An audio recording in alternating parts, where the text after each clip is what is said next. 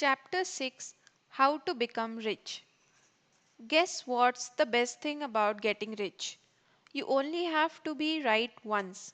You can fail triple nine times, but if you get it right just once, boom, you are going to the moon.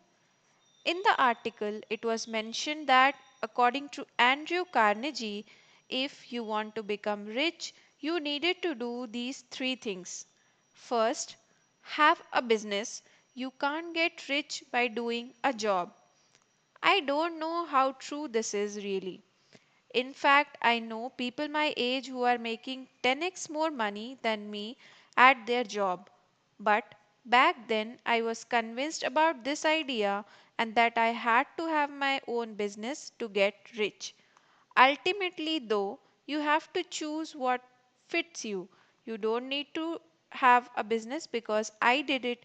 You don't have to study a particular course because your best friend is doing it.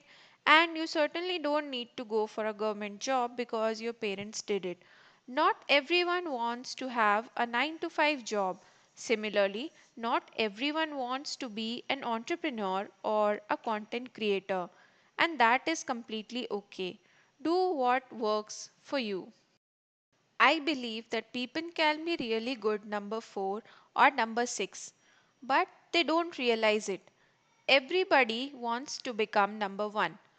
Not everyone can be a king. A few have to be kingmakers and are very successful at that. So I, a 16-year-old, wanted to start a business with zero experience. There were only two ways that I knew of: come up with a product, service, or an idea that doesn't exist, something crazily unique like Paytm, Uber, Amazon, or come up with an idea that is already in the market but with better value and better quality at a better price. I didn't have enough brains to birth another Uber or Paytm. There's no way I could do this. So I tried the other route. I decided to find a product that was already in the market and come up with a better version of it. Second, meet as many people as you can. People are the best teachers. The more people you meet, the broader your mind gets. When you interact with people, your horizon is going to widen. You will expand your mind and push the envelope.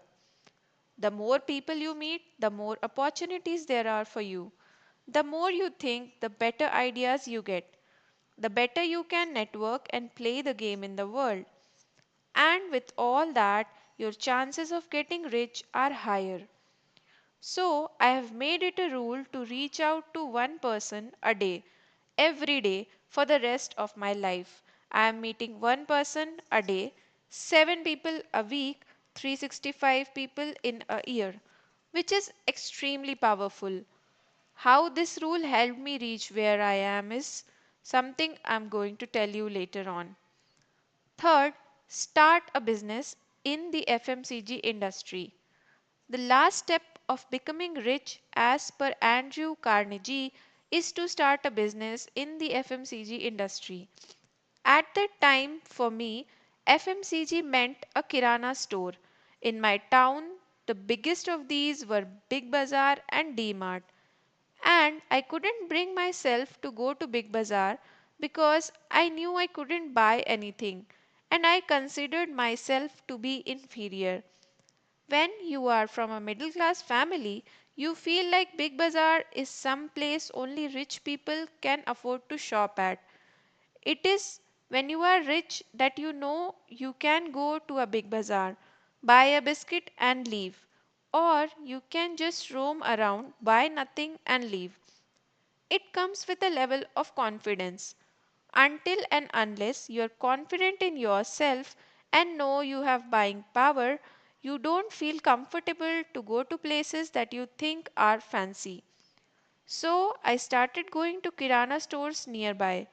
One day, 2 days, 10 days, I went and just observed people, seeing if I could find a product that could give me leverage. I asked my father what I should do, and he said, Go and listen to the consumers. You'll get to know what they want and what they don't want. So, then instead of just watching and listening to them, I started talking to the people who were buying stuff and to those who were selling them as well. There were three things that I found out. 1. It is very easy to sell something if you can convince the women or the kids of the house. If you can manage to do this, your product is going to be in their homes at least for the first time. 2. Shopkeepers are the biggest influencers in India. If they say something like, Bhabhi ji, take this product, मेरी guarantee है. Bhabhi ji can't say no. This is why I wanted to sell my products to the kirana stores. I knew shopkeepers could be my influencers. I just needed to convince them. I thought about how to come up with a product where the shopkeepers would get the maximum margin. This would convince them to sell my product. 3. Liquids became gold in 2013. This was true across the FMCG industry. Body soaps were getting replaced by shower gels, hand soaps were getting replaced by liquid hand washes, and dishwashing bars were getting replaced by the dishwashing gels. While doing my market research, I found out that in the dishwashing gel category, there were basically two brands in India which were famous, Vim and Pril. At least this was true in my city, and at that time, my city was India for me. So I thought, great, only two products. I thought there were 20 lakh people here and only two brands. Boss, this is a lot of market to be captured. That was my eureka moment. I was going to hit the jackpot. Then I went on Google again. How to make dishwash gel? Enter. I found out how to make dishwashing gels on YouTube. I bought some chemicals and started experimenting at home in small glasses on a daily basis. I didn't have any facility for R&D. Nobody was from a chemistry background in my family. My father knew a little bit about chemicals and he guided me a lot.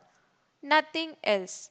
And I didn't have any knowledge or the money to get a consultant on board and get the formula. I, along with father, tried 86 times and failed. It came to a point where my father got more obsessed than me with trying to get this product right. The 87th time, with the help of my father, I figured out a formula with which we were able to make 500 ml of dishwashing gel for rupees 45. Vim and Prill were selling the same quantity with the same formula for rupees 110. The market is moving towards liquid soaps and our product is a dishwashing gel. Check. Number 2. The product is for housewives. Check. Number 3. It has huge margins so shopkeepers will be interested in it. Check. Great. But the most important thing, the ground zero concept of my business, that my product needed to be better than existing products in the market and have a better price, was also met. Bingo! That's it, Raj. There you go.